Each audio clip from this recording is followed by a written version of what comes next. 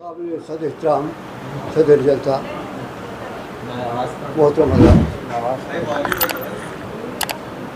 موقع ایسا تھا کہ میں آپ کو والی یاسی کے بارے میں بہت کچھ بتاتا ہوں۔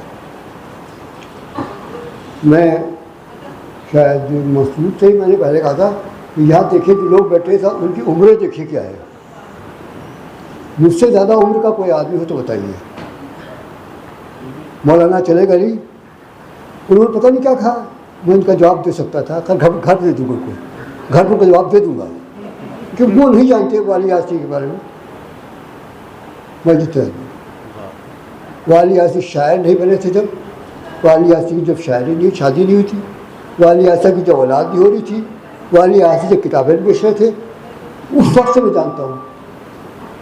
67 میں ان کے ایک بہت ہی قریبی دوست تھے والی یاسی، جو ہمیشہ والی کے ساتھ رہے۔ میں یہ کہتا ہوں انہوں نے والی کو بنایا۔ جب والی کے ٹماغ آئے، یہ کیا ہو رہا ہے، جب والی بہت ٹگمگائے، جب پریشان ہوئے تو ہمیشہ انہوں نے ساتھ دیا ان کا۔ بہت خراب وقت ہم لوگ آیا ہے، بہت برے حالات میں زندگی گزاری ہے، آپ تصور نہیں کر سکتے ان حالات کا جن میں زندگی گزاری ہے۔ کئی وقت بھوکے رہے ہیں، کھانا جب سامنے آیا، دسترخوان بچھا ہوا ہے، میں نے آپ سے بتایا تھا بھی، اور چل رہے ہیں سب، آئیے یہ چل رہے تھے، گاڑی کھڑی ہوئی ہے، تین چار جگہ جلسے ہو گئے تھے، اعظم گڑھ میں، بارکپور میں، مئو میں، بنارس میں، سب جگہ دعوتیں ہیں، سب جگہ بہترین کھانے ہیں، لیکن کھانا نہیں میسر ہو رہا ہے، اور بھوک والے حالت بری ہے۔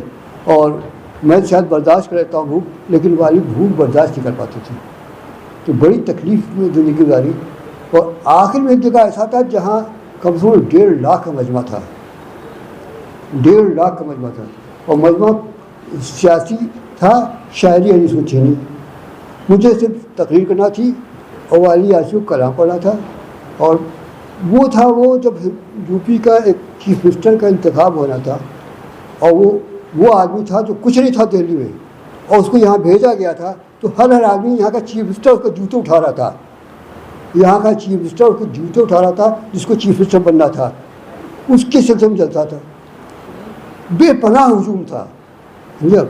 اور ہم لوگ بے چین ہو رہے ہیں کہ سب کے ساتھ جلسہ ختم ہو جائیں، کچھ جلسہ ہے کہ ختم ہی نہیں ہو رہا ہے، لوگ تقریر ہی ختم پا رہے ہیں۔ آخر میں والی کا بھائی کیا ہے بھائی، کچھ تو کھانے دیجیے گا، ہم کو تھوڑی سی فرصت تو دیجیے۔ تو ایک آدمی نے کہا سب کھانا ختم ہو گیا، کچھ ایک ٹکڑا روٹی نہیں ہے۔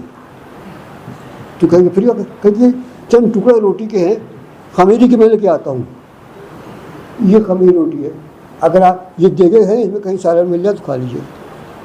ان میں زندگی گزاری۔ آپ کو لگتا ہے کھانا تو اچھا چلتا تھا ہم لوگوں کو، اس طرح کی حالات میں رہتے ہوئے حالی نہیں شاعری۔ والی واقعی ایک شریف انسان تھے، بہت رحم دل تھے، لیکن بہت کمزور دل کے آدمی تھے، ڈر جاتے تھے۔ نہیں بتاؤں گا کن صاحب نے کیا کیا، ان کو ڈرایا گیا، دھمکایا گیا، غنڈے لگائے گئے، ان کو دھمکیاں دی گئیں، اسی لکھنؤ کے اندر، اسی لکھنؤ میں، اور وہ بہت پریشان۔ پتہ نہیں کیا بات تھی کہ ہمیشہ سے مجھ کو والی بہت مانتی تھی، میں نے ان کے ساتھ کوئی خاص برتاؤ نہیں کیا، میں روز ملنے والا بھی نہیں تھا، لیکن وہ جب بھی کوئی خاص پریشانی بات ہوتی تھی تو ادھر دکان میں بیٹھے دیکھا کرتے تھے، مجھے کہیں نظر آ گیا دور سے اشارہ کر دیا، تو میں کہیں وہیں رہیے جہاں تم کہ ابراہیم بھائی کہتے تھے ہمیشہ کہ آپ کئی دن سے آئے نہیں، میں بہت پریشان ہوں، بہت ہی پریشان ہوں۔ میں نے کہا کیا بات، کہ بس آپ جان سکتے ہیں، یہ آپ سے اس میں اتنا کہنا ہے دعا کیجیے۔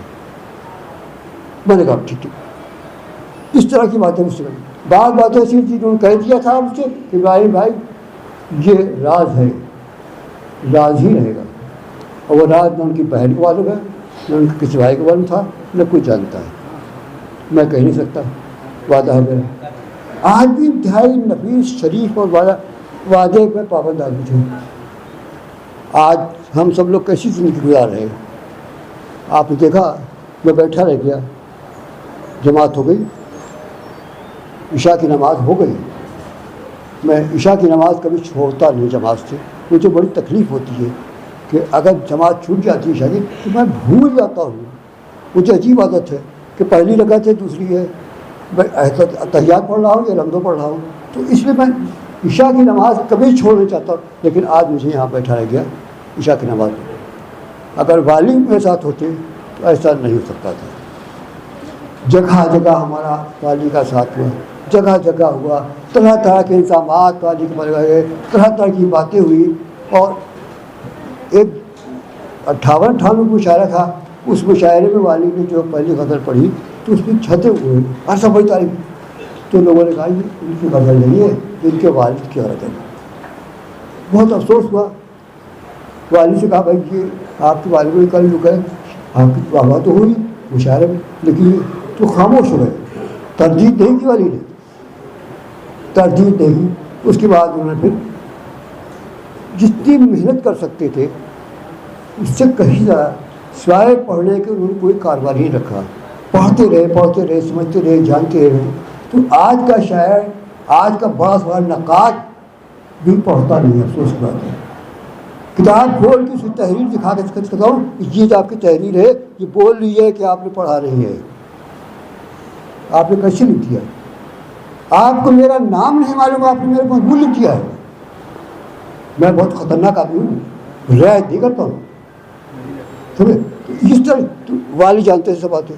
تو اس لیے کہ ہم کو پڑھنا چاہیے. ہم اگر شاعر ہیں، ہم اگر ادیب ہیں تو ہم کو اپنی ذمہ داری کا احساس کرنا چاہیے. ہم جو لکھ رہے ہیں، ہم جو کہہ رہے ہیں وہ کہاں کہاں جائے گا، کیسے کیسے اس کو مان پہ رہے ہیں. والد نے 2 باتوں کا خاص خیال رکھا ہے.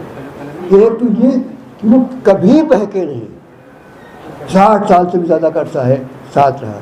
کبھی یہ تعلقات خراب نہیں ہوئے، کبھی تعلقات خراب نہیں ہوئے، کبھی ہمارے تعلقات کاروباری رہے. سب سے پہلی کتاب میری والد نے چھاپی، ناول کتاب پر اردو چھاپ دی تھی تو چھاپی. اس کے بعد ایک ناول تھی میری جس کا بڑا واقعہ تھا، بڑا تھا، تو وہ عالم اسرائیل جنگ کے پر میں نے لکھی تھی. 58 سال پہلے کی بات ہے. اس کے کئی باب میں نے پڑھ چکا تھا، اخبار و خبر سب چیزیں. تو والد ایک دن میرے پاس آئے، میں نے کہا ابراہیم میں ایک بات ہے. میں کہیں کہ وہ آپ کی کتاب جو ہے نا، میں نے کہا ہاں. کہیں کہ وہ اس کا نام نہیں لوں گا میں، اس کو دے دیجیے. میں نے کیوں دے دوں؟ کہیں کہ نہیں وہ پیسے دے گا، اچھی کتابیں چھاپ رہا ہے. میں نے کہا مجھے معلوم ہے وہ کہیں سے روپیہ بہت رقم لے کے آیا ہے، خوب کتابیں چھاپ رہا ہے، لیکن میں اس کو کتاب کیوں دے دوں؟ میری ناول تو آپ نے چھاپی ہے. اگر چھپنے والی بکنے والی چیز ہوگی تو میں آپ کو دوں گا، اس کو کیوں دوں؟ کہ نہیں میں کہہ رہا ہوں. اس نے مجھ سے خشاوت کی ہے، اس نے مجھ سے خشاوت کی. والد خود کتابیں چھاپ رہے ہیں، معلوم بکنے والی چیز ہے. اور اس کے بعد سے کہہ دیا تو انہوں نے مجھ سے کہہ دیا نہیں تو میں نے اپنی کتاب دے دی. وہ کتاب ایسی بکی کہ کئی بازاروں میں ہے ہی نہیں، غائب. 58 سال ہو گئے. اس کتاب کی رائلٹی سے میں نے اپنی شادی کی تھی. پہلا آدمی آپ سامنے کھڑا ہو، پہلا ادیب تک ویسے بتائے کوئی ادیب کسی کو رائلٹی ملتی ہے؟ میں نے شارف سے کہا تو شارف کہیں حیرت میں گئے. میں نے کہا یہ کتاب رکھی ہے، یہ کتاب رکھی ہے، ایگریمنٹ رکھا ہوا ہے اور والد ذمہ دار ہے. تو والد نے اتنا بڑا آدمی، وہ چاہتے ہیں خود چھاپ سکتے ہیں کتاب. جانتے تھے میری پہلی کتاب ناول چھاپی انہوں نے تو اپنے والدہ کو دی. تو انہوں نے کہا میں اپنی کتابیں والدہ کو دیتا ہوں. میں نے کیا کہا والدہ نے؟ انہوں نے کہا نہیں کتاب تو ٹھیک ہے. میں نے کہا آپ کی والدہ نے کہہ دیا کتاب ٹھیک ہے تو بالکل ٹھیک ہے. کہتے ہاں بالکل ٹھیک ہے، میں اپنی والدہ کو مانتا ہوں. اس سلسلے میں وہ ناولیں پڑھتی ہوں اور وہ دیں. تو یعنی قربانی دیکھیے، وعدہ کر لیا کہ دے دیں گے اور قربانی کے وہ فائدہ اٹھاتے نہیں گئے. ایک خاص بات یہ، ہم جتنے ادیب و شاعر ہیں، میں سب کچھ نہیں ہوں، ہم ایک عجیب بیماری میں مبتلا رہتے ہیں. ہم اپنے چار ایک حصار بنا لیتے ہیں. ایک حصار ہوتا ہے ہمارا، کہیں شاگرد ہوتے ہیں، کہیں ہمارے پرستار ہوتے ہیں، کہیں مزدار ہوتے ہیں، کہیں ہوتا ہے. اور اس حصار کو ہم توڑ نہیں دیتے کسی کو. یہ حصار نہیں ٹوٹتا تو شخص کھل کے سامنے نہیں آتا. والد نے ایسا کوئی حصار نہیں بتایا. جس سے ملیے والد کے بارے میں جو کہیے گا، جو بتا دے گا، لیکن یہ نہیں بتائے گا کہ والد نے ایسا کیا تھا، ایسا کیا تھا، یہ غلط کہا، یہ شعر غلط ہے. سب یہ شعر جو آپ غالب پڑھ رہے ہیں اشعار، اب تو آپ سامنے دیوان آ گیا. آج کے زمانے میں دیوان کا رواج ہی ختم ہو گیا تھا. اب تو مجموعہ کلام چھپتا ہے، دیوان آ گیا. بہت بڑا کام کیا. یہ اب آپ کے سامنے والی پورا آ گیا. آپ اس کو پڑھیے اور بتائیے کہ ہمارا شاعر کیا سوچتا ہے, کیا کہتا ہے, کن حالات میں شاعری کرتا ہے, کیا کیا آپ کو دے کے چلا جاتا ہے, آپ قدر نہیں کرتے. آج آپ رو رہے اس کے لیے, لیکن آج کا شاعر جو ہے, جو کہہ رہا ہے, جیسے کہہ رہا ہے, جن حالات میں کہہ رہا ہے, کیوں کہہ رہا ہے, یہ سمجھنے کی کوشش ہے. ہمارے ناقدین یہ کام نہیں کر رہے آج. اسی لیے ہمارے شعراء کی عزت نہیں ہے. ہمارے شاعر جو ہیں قابل احترام ہیں. ایک پیاری شاعر پہ پوری زندگیاں گزار دی ہمارے شعراء کرام. آپ نے ان کی عزت نہیں کی, آپ ان کا نام جانتے, آپ ان کے کیوں ایسا ہے؟ اسی لیے آپ بے توقیر ہو گئے. آج آپ اسی لیے بے توقیر ہیں.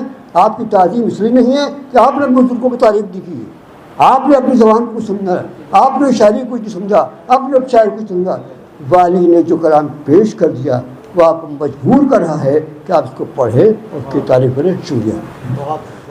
لرن آن لائن کی جانب سے آپ سے بس اتنی التجا ہے کہ ہمارے اس پروگرام کو لائک، شیئر اور سبسکرائب ضرور کریں. ساتھ ہی بیل آئیکن دبانا نہ بھولیں جس سے ہماری ہر ویڈیو آپ تک اپلوڈ ہونے کے ساتھ ہی پہنچ سکے. شکریہ.